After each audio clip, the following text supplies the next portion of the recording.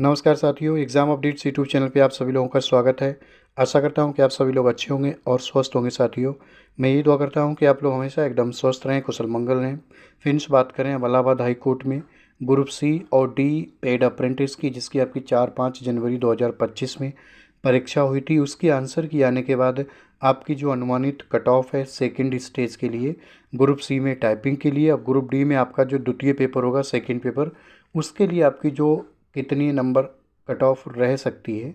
एक प्रश्न है friends most of the candidates का कि आंसर की चेक करने के बाद आपके जो मार्क्स है फ्रेंड्स वो कम हो रहे हैं। ठीक है, कम होने की वजह यही है कि आपने जो आंसर किए हैं वो आपको सही लग रहे हैं, बट एनटीए को आपके जो प्रश्न कम लग रहे हैं वो फ्रेंड्स गलत लगे हैं। फिर भी आपके पास राइट्स है, 500 रुपये पे करके आप ऑब्जेक्शन रेज कर सकते हैं।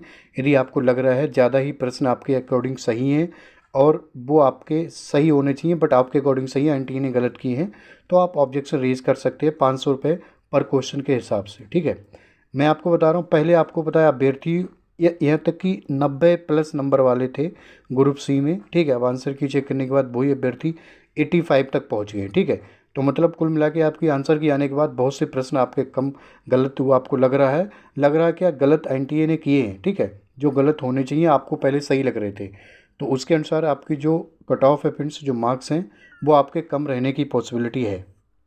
उस आधार पे मैं आपको बताऊंगा कि आपके जो कितने नंबर हैं ग्रुप सी में सेकंड स्टेज के लिए टाइपिंग के लिए, और ग्रुप डी में बात करेंगे आपके द्वितीय पेपर के लिए इतने मार्क्स मिल रहे हैं। तो आप अपने अगले चरण की जो तैयारी है फ्रेंड्स वो करते रहें, और रिजल्ट है फ्रेंड्स इसका आपको कब तक देखने को मिल जाएगा। और सबसे पहले मैं आपको बताऊँ आपकी जो अनुमानित कट ऑफ है वो क्या रह सकती है।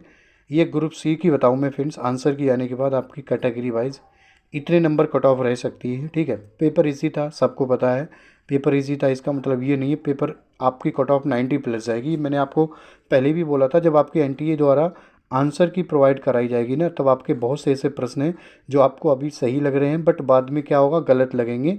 तो बाय डिफ़ॉल्ट आंसर की आने के बाद आपके जो क्वेश्चंस हैं वो नंबर ऑफ करेक्ट क्वेश्चंस है वो फ्रेंड्स कम हो जाते हैं। ठीक है, फिलहाल इतने मार्क्स हैं आपके कैटेगरी वाइज, ग्रुप सी की बात कर रहे हैं हम। तो आप अपनी टाइपिंग की जो तैयारी है वो फ्रेंड्स करते रहे। हिंदी और इंग्लिश की 25-25 नंबर की जो टाइपिंग करवाई जाएगी, टाइपिंग इसमें बहुत महत्वपूर्ण रोल निभाता है, बहुत ज़्यादा ही महत्वपूर्ण रोल, क्योंकि टाइपिंग में आप मेहनत करेंगे तभी सिलेक्ट होंगे।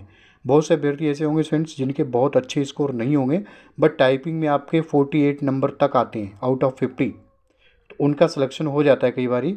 बट ये मान के चलिएगा यदि इससे कम नंबर है तो फ्रेंड्स पॉसिबिलिटी बहुत कम दिखाई दे रही है। फिर भी आप 2-1 नंबर ऊपर नीचे हैं, जस्ट सकारात्मक तरीके से आप अपनी जो टाइपिंग की है वो तैयारी करते रह सकते हैं। ठीक है, जनरल जनरल में मैं आपको बताऊं सामान्य वर्ग में 80+ और ओबीसी में 78+, कम से कम मैं बता रहा हूँ, इससे ज़्यादा है तो वेल एंड गुड है। ईडब्ल्यूएस में 77 और एससी में फ्रेंड्स 70 और आपके एसटी में 68, इतने मार्क्स हैं। तो आप बेझिझक निश्चित रूप से टाइपिंग हिंदी और इंग्लिश दोनों की जो तैयारी है फ्रेंड्स वो करते रहें। इसके अलावा ग्रुप डी की बात करें फ्रेंड्स, ग्रुप डी में मैं आपको बताऊं, देखो यदि आप पिछली जो कट ऑफ है 2021-22 वाली वो आप देखेंगे तो आपकी जनरल की 180 गई आउट ऑफ 200। ठीक है, तो यदि आप उसी आधार पर यदि देखें तो आपको प्रत्येक पेपर में 90 नंबर तो लाने ही लाने हैं। ठीक है, दोनों में 90-90 नंबर लाने हैं जनरल कैटेगरी में। और ओबीसी की जो आपकी फाइनल कट ऑफ है फ्रेंड्स वो आपकी 178 समथिंग की है। ठीक है, मतलब तकरीबन मैं आपको बता रहा हूँ, और तब से अब तक ऐसी बात नहीं है कंपटीशन ना बढ़ो, कंपटीशन भी बढ़ा है।